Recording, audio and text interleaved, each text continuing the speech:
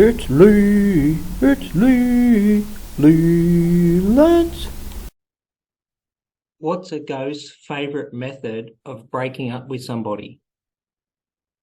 If you guessed ghosting, you would be correct.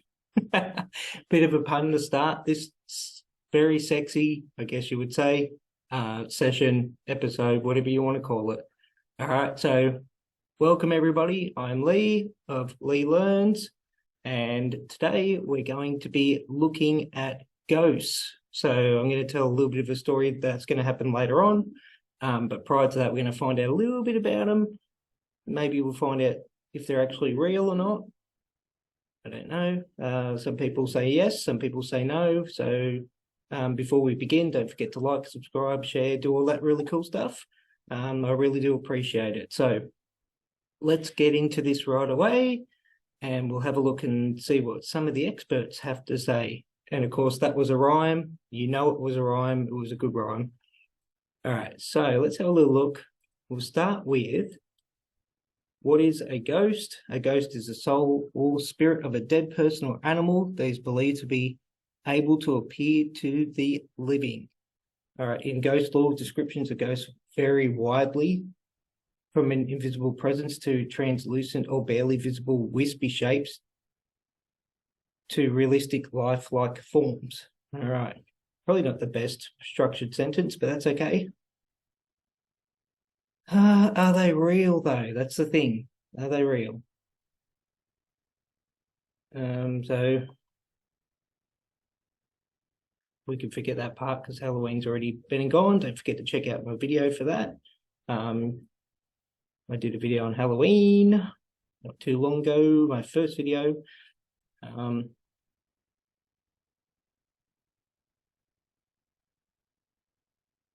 right, here we go. All right.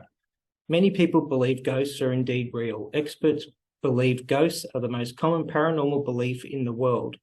Some experts estimate that as many as 1/2 of all Americans believe in ghosts. Researchers point to the presence of over 2,000 amateur ghost hunting groups in the United States as further proof of the popularity of ghosts in American culture.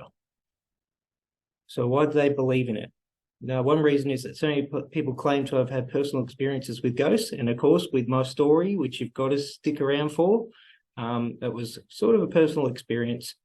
You don't have to look far to find people who believe that at one time or another they've felt the presence of a ghost. Yeah, I think most of us have probably felt something at some point. All right, so do they have any basis in scientific fact? It becomes very hard to discredit personal experiences. Moreover, there is no clear definition of what most people agree a ghost is. Are they mental, spiritual, physical, a mixture of these? Are they asking if the person is mental? Ghosts, here we go. Ghost hunters usually try to use a variety of technological scientific equipment to detect the presence of ghosts. Typical equipment might include Geiger counters, electromagnetic or EMF detectors, ion detectors, infrared cameras, and super sensitive microphones.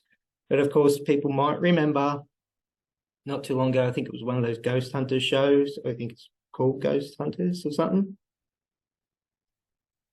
where they actually found out that when they're going around and they're like searching around for the ghosts, I think I heard something over there. They actually discovered that there was a couple of people there who were making the noises. Like, what was that? It was just the guy hiding behind the wall there, making the banging noise. Okay. I don't even know why they actually thought that was a terrific idea. I guess drama. Which, by the way, speaking of that, I'm actually thinking of doing a video on reality TV and exploring that. So, yeah, let me know what you guys think about that. All right, so this seems to be an article about a guy who, come to think of it, I think he's, here we go, there's people use scientific equipment to attempt to record or measure spirit activity. and numerous creepy photos and videos make it seem like ghosts exist. However, none of these offer good evidence of ghosts. Some are hoaxes created to fool people. The rest only prove that equipment sometimes can capture noise, images, or other signals that people don't expect. Ghosts are the least likely of many possible explanations. I've read this article before, and I'm pretty sure this guy up here, just find the part there, because I think he actually came out and actually went, I think the overall gist of this article was basically, instead of going, I've seen a ghost, he actually went and talked to somebody, and the person said, yeah, that's not a ghost, Joe. That's something else. And he was like, oh, yeah, okay. Right, yeah, sounds good to me. I think that's the gist of it anyway. Because I've read this article before. Yeah, that's the gorilla thing. I don't know how that really goes into this, but yeah, I don't really that's a gorilla test, I think, where it's the gorilla goes in with these people playing basketball, and the thing is, partway through the video, a person in a gorilla suit walks through the players. Did you see it? About half of all viewers who count passes while watching the video miss the gorilla completely, because you got to count the passes or whatever. I guess they're trying to sort of throw that towards trying to link that to inattentional blindness. I think when you've focused on a task, you tune out everything else. Okay.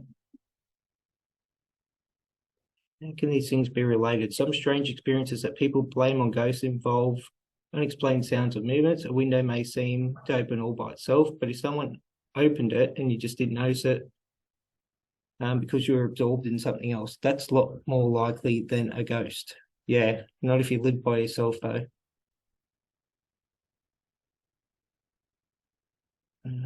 That's where I think the part comes in about critical thinking. Even as a child, Dom never thought he had come to face with a real ghost. He went online and asked questions about what might have happened. He used critical thinking. There you go. I was right. There you go. The memory is going good.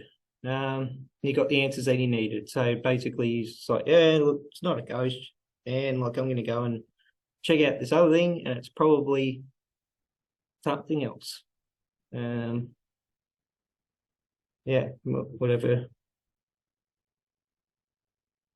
Guess that's what they're trying to tell people. Make sure you just go and ask somebody else if you think that it might be a ghost or something. Also, I think I've heard of things where, like, a ghost will, like, people have experienced it, and they say there's probably something to do with drugs, or not drugs, but I know I do remember something where saw something on like Unsolved Mysteries or something, and they actually said it's probably medication or some sort of exposure to some sort of chemical or whatever. And it's like, oh, yeah, I don't know. I think that I don't really know either way. I can only share my experiences with it and what I've felt, but I think that some people, I think they think that most people are making it up, and I think that we go on that argument about that. I think that most people would be there'd be something out there that are obviously making this stuff up for whatever reason, attention, whatever they're after. But you think that there's got to be people out there who are telling the truth about this thing, with their experiences of it. So they're probably not lying about it. It's probably just what they've seen, or if that's what they believe, whether you believe it or not. Yeah, so the brain adds things that aren't there. Okay, so sort of hallucination, I think. Wow, okay. Yeah, that talks about it here a little bit. Your faces in the clouds. We're experiencing hallucination. Our first instinct is usually to believe it. If you see or feel presence of a loved one who has died and trust your perceptions, then it has to be a ghost. That's easier to believe than the idea that your brain is lying to you. So what if you like, if your brain automatically goes into something else, like where it's like, that's not a ghost, that's I'm trying to pronounce this word here, pareidolia. Pareidolia. That's pareidolia, not a ghost. And then like you find out later on that your brain lied to you. Is there a thing for that? Or these are questions that need to be asked, okay? So it's kind of like pareidolia, is you experience it whenever you stare at clouds and see rabbits, ships, or faces, or gaze at the moon and see a face. Never ever seen a moon face. Don't know. All right. Be interesting to see what people think about this if you've had experiences with it.